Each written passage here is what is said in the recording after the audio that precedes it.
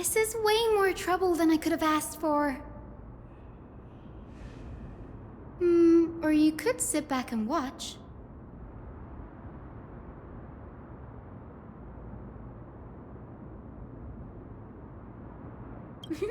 I'm kidding, Danny. Lend me a hand, pretty please? All right, now let's get him!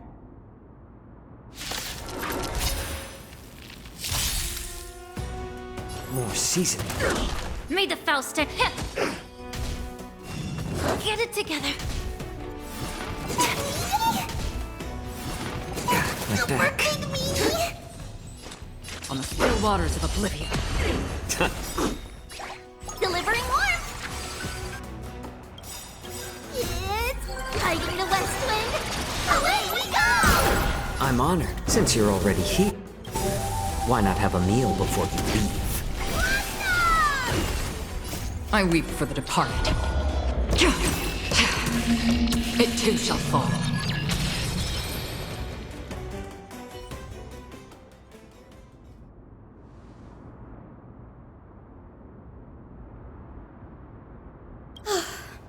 The Black Tide is remarkably quick to detect the light of Amphorius.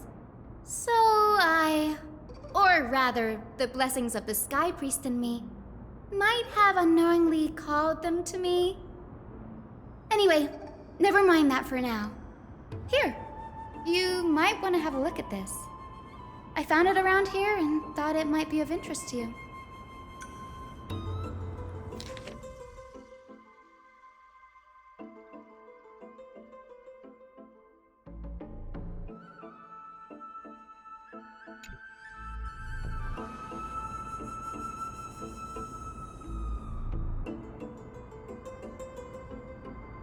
This is new. I didn't know Professor Anaxa was researching the sky. He's never mentioned anything about it.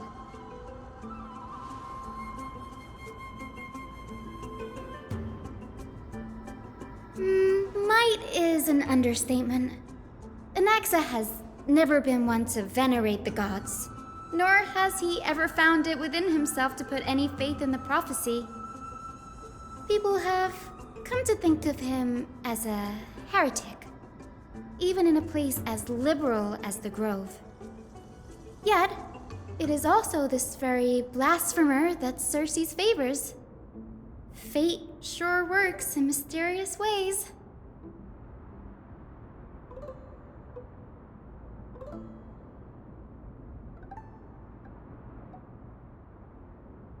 Oh, let me have a look.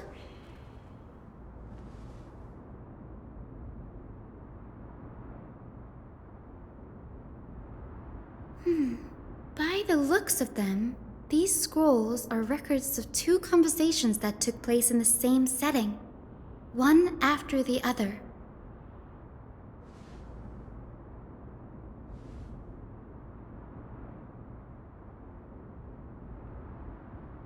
Sure, go ahead. The Grove of Epiphany is home to 7 schools of thought. While all 7 schools are founded on the ideologies of Thanatos, the first scholar, each is unique in its own way. Among them, the Venerationists revere and worship the Titans the most. As the sage of the Venerationists, Euthyphro has always been at loggerheads with Anaxa. If we were to place the 7 sages on the scales of Talanton, Anaxa and Euthyphro would be placed on opposite sides to achieve balance.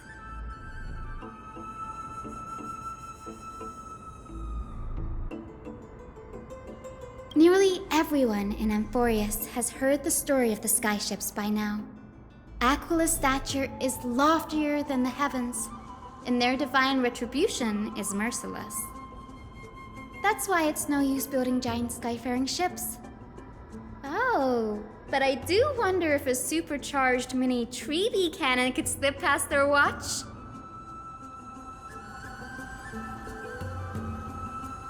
Newsporists primarily study the application of alchemy in soul repair. Everyone considers Anaxa a blasphemer, but that has never stopped him from sharing his ideas, no matter how taboo. If you must say that he's hiding something, then it's likely what lies beneath his eye patch. Anaxa often says that every failure brings us one step closer to the truth. Perhaps, to him, the crash of the skyship carries a different interpretation. The firmament is not impenetrable. On the contrary, it was precisely because the skyship represented the first step toward breaking free from the shackles of the Earth that it provoked the wrath of the Sky Titan and brought divine punishment upon itself. It's a shame that the majority of the Grove's research on Aquila was headed by the Venerationists, with sacrificial rituals making up a predominant part of their findings. Discourse about more esoteric subject matters in relation to Aquila dwindled even further after the skyship incident. So much so that even this scroll is completely new to me.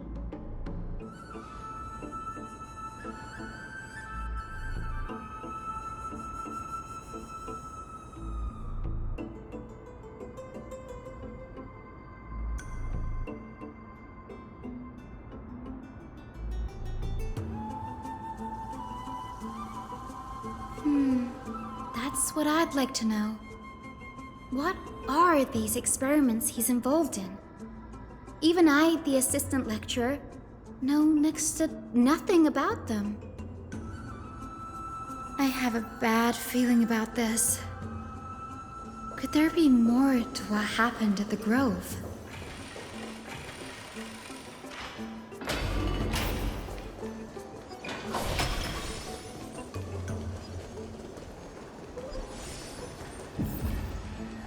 This is the Library of Philia, a place where the Grove stores its collection of tomes.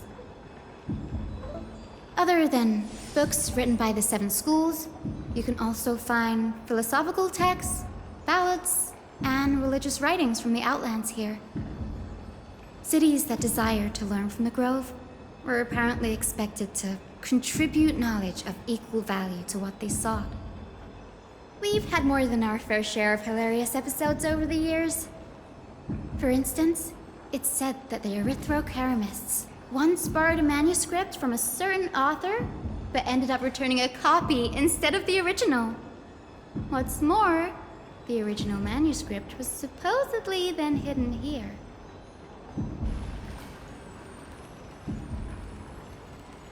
Nice?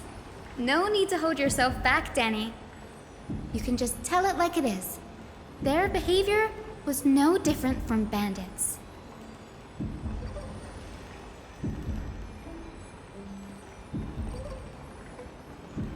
Whew, you've got me there. Some said you couldn't even find a dictionary in Castrum Kremnos, so I guess they were spared. There are too many books in the Library of Philia. Flipping through them all will take too long. Why don't we use the biblioslate to search for the texts we need? We can bring them back to Akuma for reading after that.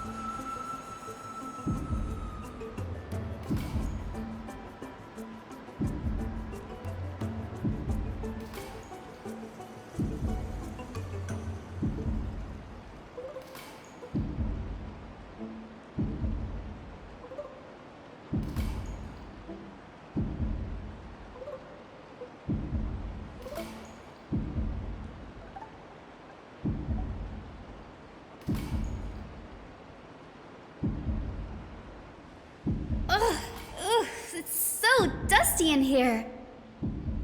Whoa. Are these all complaints about him? I can already see what they must have written. Anaxa has no respect for the gods. His very existence undermines order in our society. They're probably all things like that. Why else would they call him the Great Performer? When Anaxer established his school of thought, the first thing he apparently did was read his own work to everyone. Are the Titans truly an accurate reflection of what humans think gods should be? Worlds created by gods are indubitably perfect, but what of Amphorius? Only foolishness and insensitivity everywhere you turn.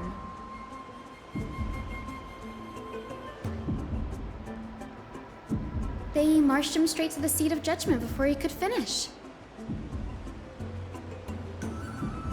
Though what he took on in the end was more of a debate than an actual trial. He had to address every one of the scholar's allegations, or face expulsion from the Grove. The first allegation was... Do you agree that since the Titans created the heavens and earth, so the mountains, rivers, and seas must likewise be their creations?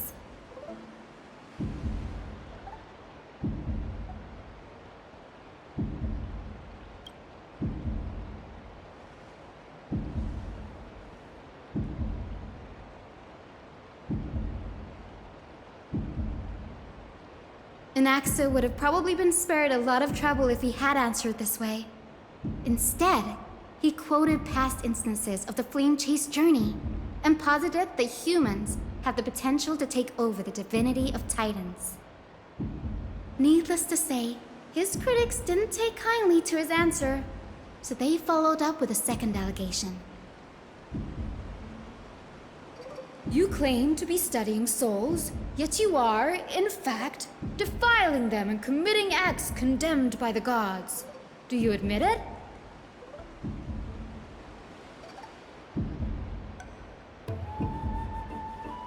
Anaxa always wears an eye patch, never removing it, even when alone. Some say he used one of his eyes as an alchemical ingredient. Every being in the world owes their safekeeping to Kithily, and this is even more so for the Chrysos heirs who have divine blood coursing through them. If he has really done something of that nature, then it'd indeed be sacrilegious. Thankfully, they had no way to prove it, so it amounted to nothing more than an allegation in the end. One by one, Anaxa engaged in wars of words against those who would challenge him. Toward the end, a scholar asked him, Anaxagoras, have you any respect for the gods? It was only after a brief silence that he answered, I have never denied that Titans are meant to be noble constructs.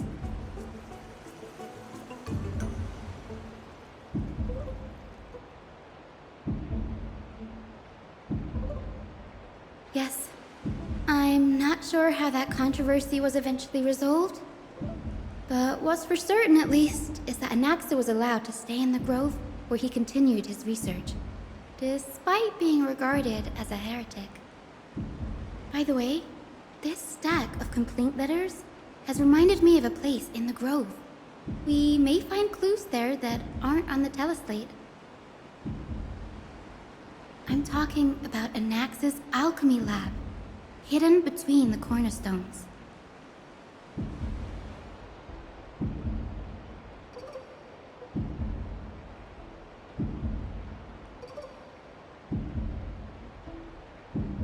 It's a well-kept secret. Among the 7 sages, excluding the nominal chief sage, each has a private sanctuary where they can conduct research undisturbed in their free time. Even the administrators of the Library of Philia are restricted from accessing those places and documenting the sage's research. But with the grove in this state, I'm sure Anaxa won't be mad even if we sneak into the lab for a short while, right?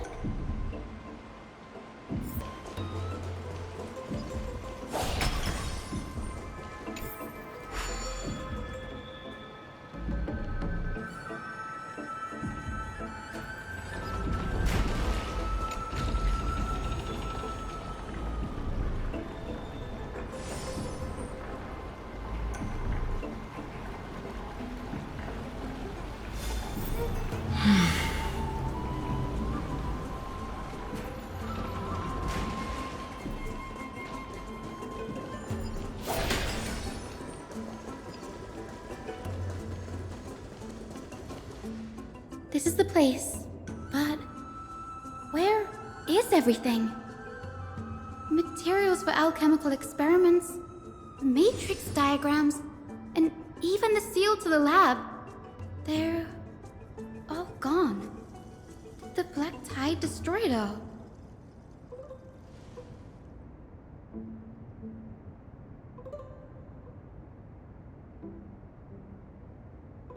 No, not even close.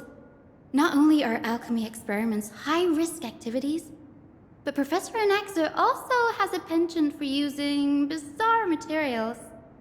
Students often saw him walk in looking right as rain, but come out covered in soot with his hair singed.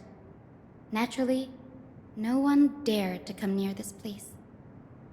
Huh? That bookshelf over there seems to be the only thing still intact.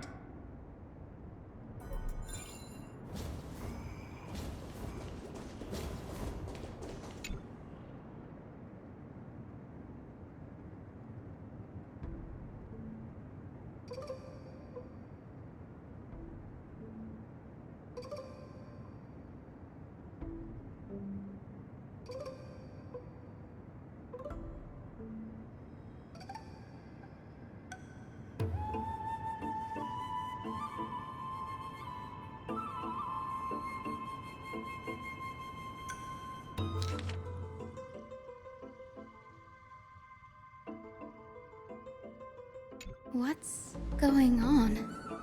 Anaxa is conducting research on our friends in Alchema and... me?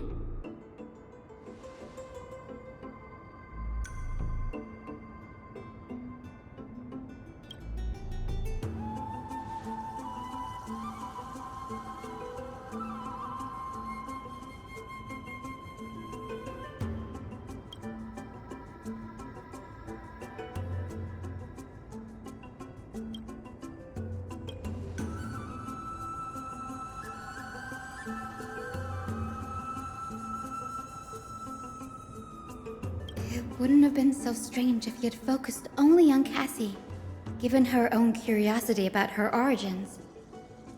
Plus, considering that the new sporists have crafted omnipotent medicines capable of curing diseases, it also makes sense that he would conduct research on immortal Chrysos heirs.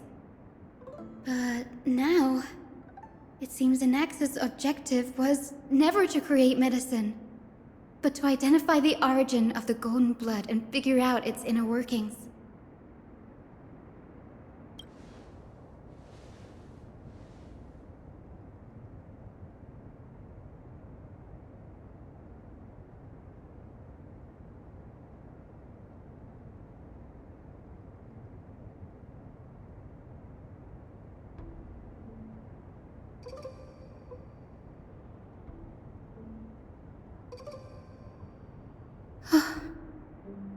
Danny, look at this. I have a bad feeling about this.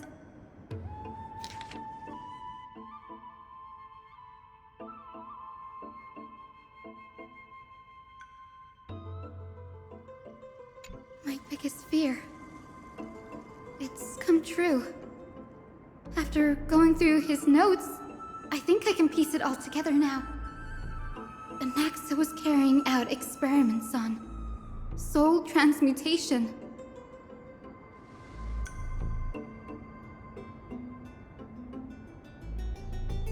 Yes, this is what he was secretly conducting research on. Something he had to keep hidden from others. Compared to his public speeches, this is the real blasphemy.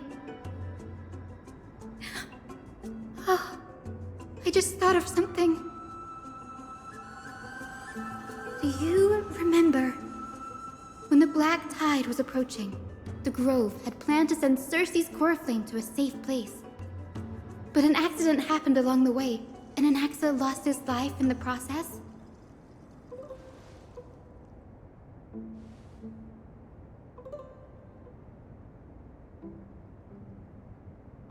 That's right.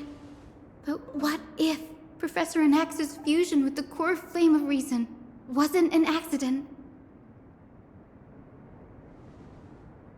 Put yourself in his shoes. Knowing that the black tide was closing in and your time was running out, what would you have done?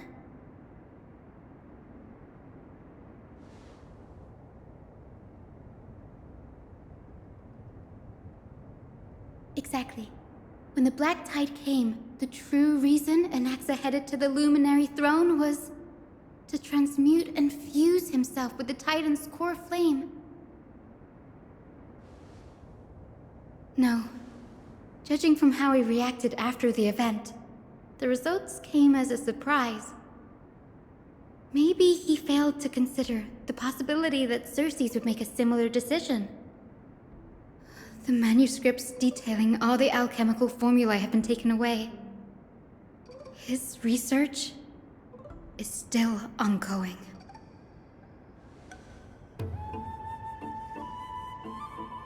Like what? There's only one Titan left in the world now. No. No way.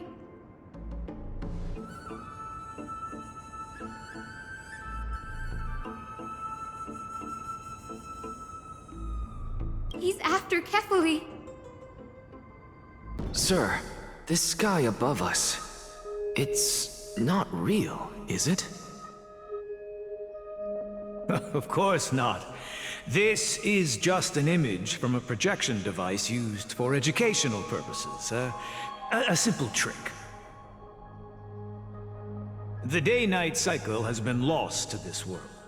So that students like you may still learn about the night sky, astronomers have harnessed the Titan's miraculous power to manipulate the light, projecting the nights of the past here for you. Much like how the sky above the Holy City is also illuminated by Kefali's dawn device. So, the skies of Akama are fake too. You mustn't conclude that, Anaxa. You should know that only a child would expose a trick and be proud of it. Often people know more than they let on. They simply choose to feign ignorance because they have no other choice. Then they're just deluding themselves.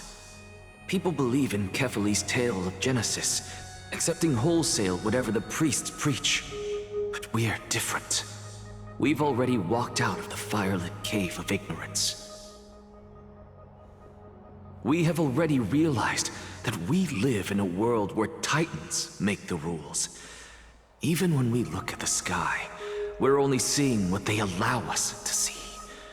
Rather than gazing at this mockery of a night sky fabricated by them for the rest of my life, why shouldn't I be the one to take control of the projection device instead? So much time has passed since you sowed the seeds of doubt in my heart, child. Many a night, I find myself penning down all my theories and wild ideas, only to burn them to ashes when I open my eyes in the day. Why? Because we'll face death by burning if word gets out? As a sage of the Venerationists, my soul has already become inextricably linked to the great tree. Every word I say and every move I make is certain to influence every leaf, every branch, even the tree itself. But above all else, my days are numbered. Instinctively, I have my doubts about the golden blood and the human soul, yet I have no means of verifying them. The golden blood in my veins is woefully thin, and I am loath to waste what little time I have left obsessing over a hypothesis that cannot even be proven in the first place. But I can, sir. I can do it for us. The time is right. Give me all that I need, and I shall accomplish this grand feat on your behalf.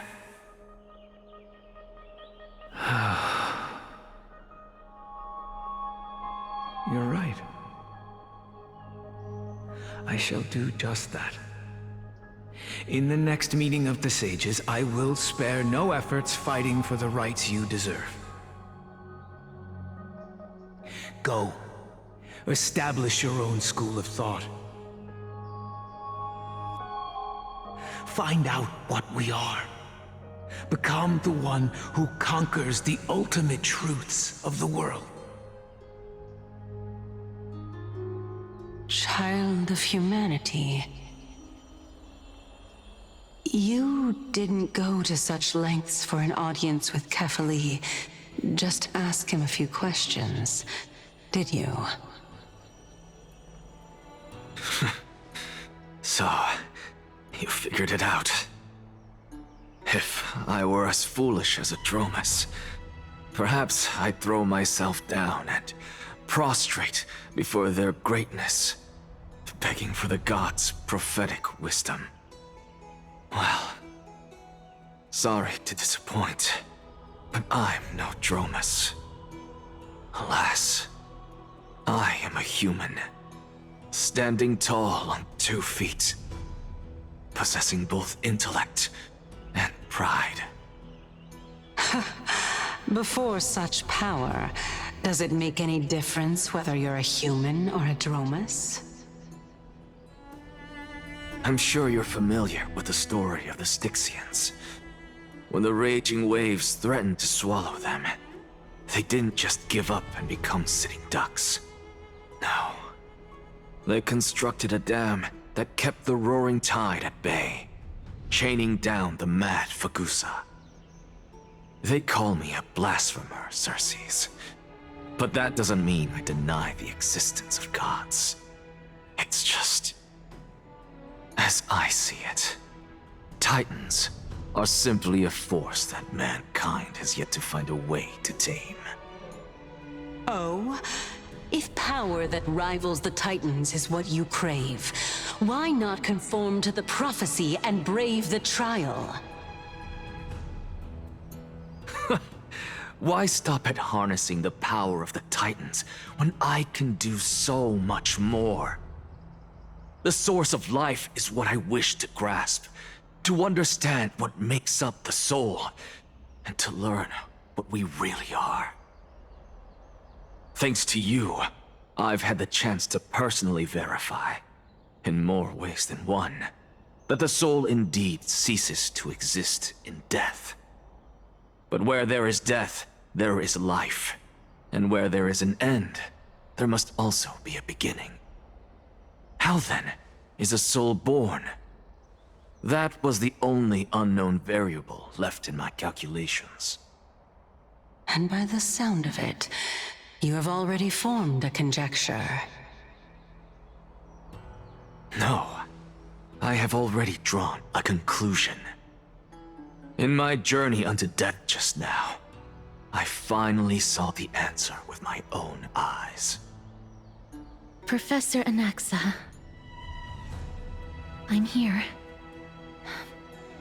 Her life hangs by a thread. I must ask you to refrain from taking any unnecessary steps. Of course. I'll bring this to a conclusive end, and give you the answer you so desire. However, in accordance with the principle of equivalent exchange, I must also demand from you what I need. As you wish. Don't you care to know what the price might be? It's a matter of uncovering the truth about the Death Titan and her survival. This may be the only time I can ever save someone's life. There is no need for me to think twice. I see. In that case, let the show begin. Indulge me. Am I correct to say that you intend to prove Thanatos' whereabouts and prove the nature of our existence now? Before I begin, I must confess I had been stuck in a cognitive trap all this time. As unrelated as these two propositions may seem at first glance, they are in fact logical equivalents. They are merely two different ways of telling us about what the soul is at its core. The reason I say this is as I've mentioned earlier. The answer was hidden in my journey unto death. Anaxa, you were in the Netherrealm? Yes, I am but a living dead man now, but that's not important. What truly matters is, I overheard a conversation between heroes. That's not all. Remember how I said you were a part of that conversation too, Circes? And I've told you that I have no recollection of such an event. That was likely just an illusion conjured up by the mind of a dying man. Of course you would remember. Because that wasn't you. That was Calypso, one of the 7 sages of the Grove. Calypso? Oh, that's the name I made up on a whim when speaking to this girl. How do you know of it? And surely you jest. Don't you think I, of all people, would know if that were the name of one of the 7 sages under the shade of my tree? Don't you claim to know the Grove's past like the back of your hand? It seems you've lost even the memories seared into your soul. Use your head, Circes. Since all of this took place in the realm of the dead, it stands to reason their likenesses are of souls from the past. The living cannot step foot into that world, so who could they be? Think about Calypso. Why does she share your likeness? Yet you have no idea who she is. The answer is evident, is it not? Those fallen heroes are the mortal incarnations of the Titans before their ascensions to godhood. The gods aren't master creators born out of thin air, and they are no different from humans, because they all evolved from one.